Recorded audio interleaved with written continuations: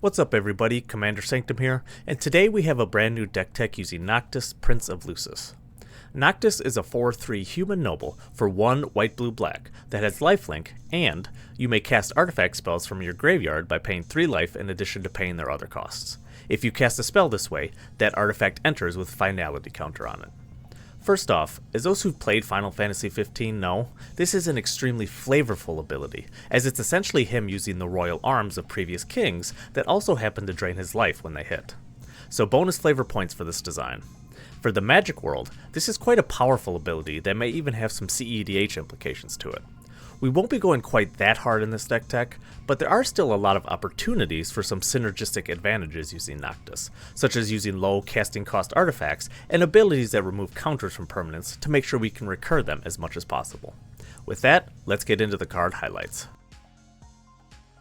To start with, we'll look at some cheap artifacts that have some sort of built-in sacrifice alongside a useful effect. For this, we have a cycle of spell bombs, most of which have a card draw effect alongside another one that fits with its color. Aether Spell Bomb and Sunbeam Spell Bomb are 2 of the original cycle, letting you bounce a creature or gain 5 life, respectively. Since we'll be using life to get artifacts back with Noctis, the Sunbeam Spell Bomb's alternate sacrifice effect can be useful in some situations. Basilica Skull Bomb is another one that lets you draw a card or pump a creature and draw a card at sorcery speed. This second effect can be a good way to get some more life back with Noctis, since it'll also give him flying, making it easier to attack without him dying. Necrogen Spellbomb is another one of the original cycle, letting you force a player to discard a card. Most of the time, you'll probably want to use this one for the card draw effect, but who knows, maybe it'll come in handy in some cases. Nihil Spellbomb is great graveyard hate, working slightly differently than the other spellbombs, since its activation is essentially free and the card draw cost of 1 is optional. Conjurer's Bauble also lets you draw a card for free, since its sacrifice effect is simply a tap activation, with the added benefit of letting you get back a useful card from your graveyard, in case any of your non-artifacts end up being removed. Chromatic Sphere can be used as a one-time mana filter.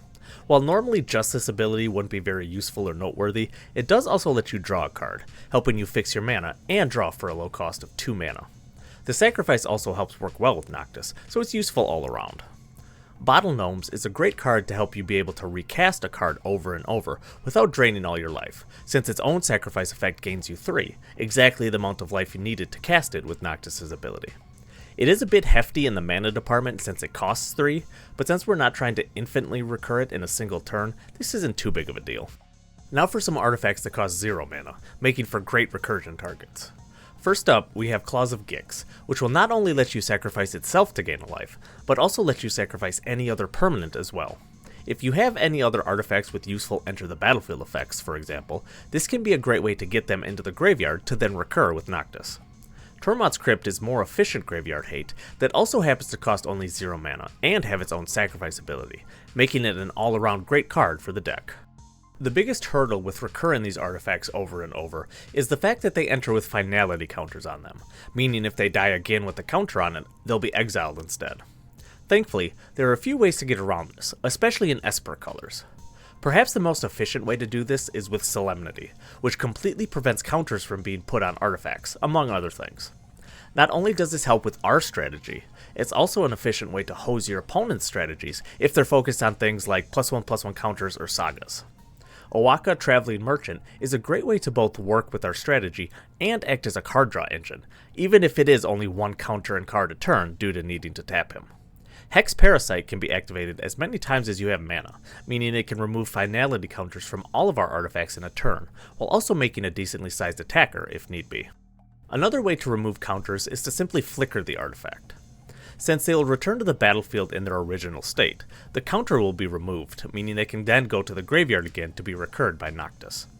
Ghostly Flicker will do this to 2 artifacts, while Displacer Kitten will do this every time you cast a non-creature spell. Since we're so focused on artifacts, most of our spells will be of the non-creature variety, making the Kitten one of the absolute best ways to flicker off finality counters.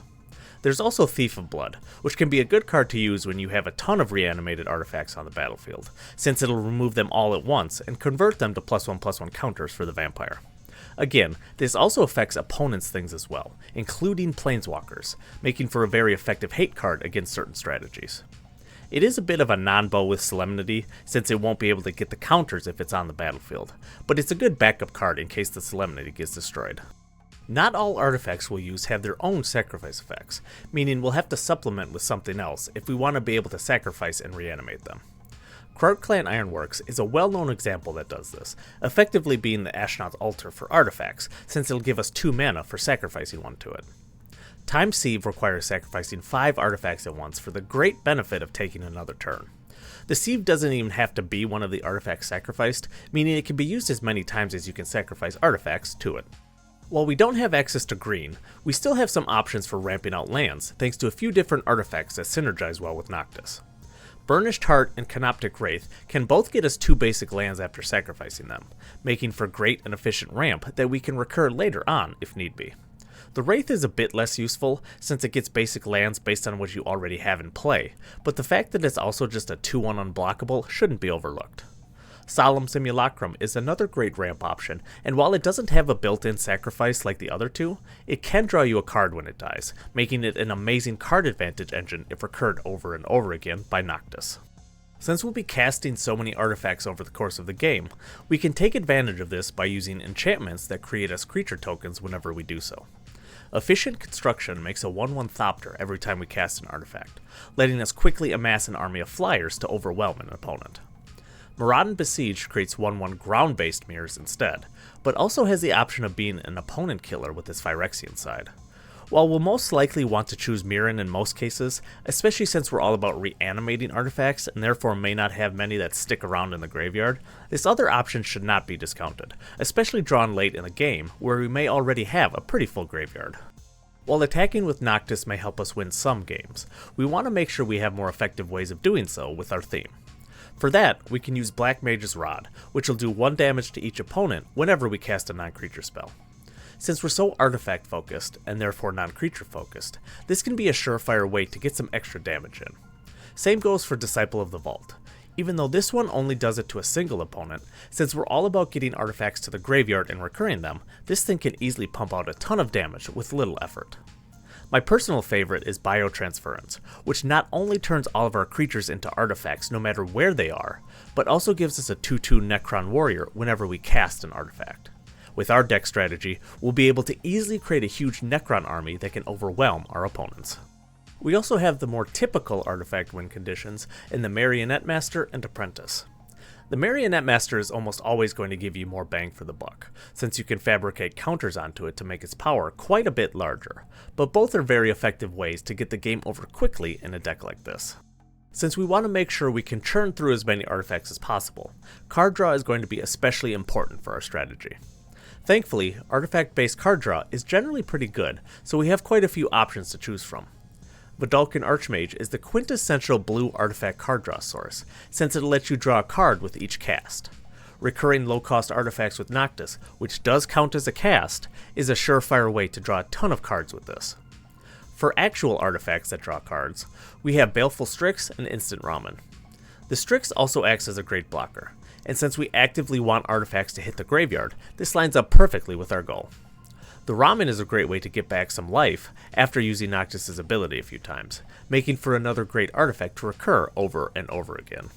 Deadly Dispute and Chronomancer both let you sacrifice an artifact to draw a card, with the Dispute netting you 2 cards instead of 1 alongside a treasure token, an artifact that fits well with the number of our win conditions. Speaking of sacrificing an artifact, Ichor Wellspring is a great target for this, and reanimation in general, since it'll draw you a card both when it enters and when it's put into the graveyard, making for a super effective reanimation target, especially if you have ways to sacrifice it over and over again. Finally, there are some good utility cards that work well overall with Noctis and our strategy in general. Artifact cost reduction can be key to making sure we can recur some artifacts, and Foundry Inspector and Ethereum Sculptor fit this build perfectly. This may even make some of our artifacts cost 0 mana, since they have no less than 1 clause attached, making them highly efficient. Another reduction effect that has no less than 1 clause, we have Tezzeret, Betrayer of Flesh, which will reduce an activated ability of an artifact by 2, albeit only the first one in a turn. The important thing about this is that it says each turn, not just your turn, meaning you can get the reduction on opponents' turns as well. Planeswalker Ultimates generally shouldn't be considered when looking at cards, since they can be hard to get to without some sort of doubling effect, but Tezzerets would be a great source of extra card draw as well, if you can get there. Phyrexian Metamorph is great because it itself is an artifact, meaning it can be recurred with Noctis, but also simply clones an artifact or creature when it enters, meaning it can be a copy of the best one currently in play, or can simply enable your strategy by doubling up on a key card. Mer Retriever and Open the Vaults are great ways to recur artifacts from the graveyard without having to spend some life. The more life we can conserve, the better off we'll ultimately be. It is important to note that Open the Vaults affects everyone, so you may want to be careful when casting this if your opponents have very good enchantments or artifacts in their own graveyards. Since we'll be churning through a lot of life with Noctis, we want to make sure we have some useful ways to get it back. Filigree Angel is a great, albeit expensive, way to do this, giving you a whopping 3 life for each artifact you control when it enters. This effectively undoes Noctis' life loss, meaning it's a great card to cast when you currently have a bunch of reanimated artifacts out on the battlefield. Aetherflux Reservoir is another great way to gain back some life, since we will generally be able to animate a number of artifacts in a single turn, as they're mostly cheap from a mana cost. I will say that Aetherflux Reservoir does enable some infinite combos in this deck. I included it more specifically for the life gain, but when paired with something like Solemnity and Tormod's Crypt, does actually allow you to gain infinite life and kill everyone. If this is something you don't want to do, you can likely change this out for Alhammar's Archive, which is another effective way to get some extra life, but requires some other source of actual life gain, like Noctis attacking. Here's an example deck list utilizing all the previously mentioned cards. Additional cards include more thematic ramp and removal in Mycosynth Wellspring and Noxious Gearhulk, more effective card draw in Night's Whisper and Read the Bones, and effective utility lands in Academy Ruins and Midgar City of Mako. Noctis has an extremely powerful ability. As I mentioned earlier, he appears to be getting considered for CEDH implications. He's that good. Toning down from that level is actually a bit hard, since the same cards that work well in the CEDH version also work well in a non-combo version, but I think this deck does a decent job of outlining this. Noctis is such a value engine. Being able to get back your best artifacts, especially ones that are cheap and provide card advantage, is so incredibly powerful. 3 life is quite a bit to spend on doing so, but since Noctis himself has lifelink, this cost can be slightly offset by him as well. The one downside I can imagine with a deck like this is actually just finishing the game. The deck has a number of win conditions in it, but outside of those specific cards, it can be hard to do so. We're not focused on a Voltron strategy, so we're not all about Noctis attacking and dealing damage, and are therefore much more reliant on those other sources of damage to actually end the games. Like I mentioned before, this can be trivial with Aetherflux Reservoir, since you can easily combo out with it and a few other cards, but this depends more so on if you actually enjoy doing such a thing. Without it, it's more about outvaluing your opponents to get to your Marionette Master or Maraudin Besieged to actually close out the game. Either way, if you like artifacts and like value, give Noctis a try. And if you have any other ideas for builds for him, let me know in the comments below. I'd love to see how others build around him. I hope you enjoyed watching this deck tech on Noctis, Prince of Lucis. The full deck list outlined in this video can be found at the Architect link at the top of the description. If you enjoyed this video, please remember to drop a like and comment, as well as subscribe to the channel for more Magic content. Thank you all for watching, and I'll see you in the next one.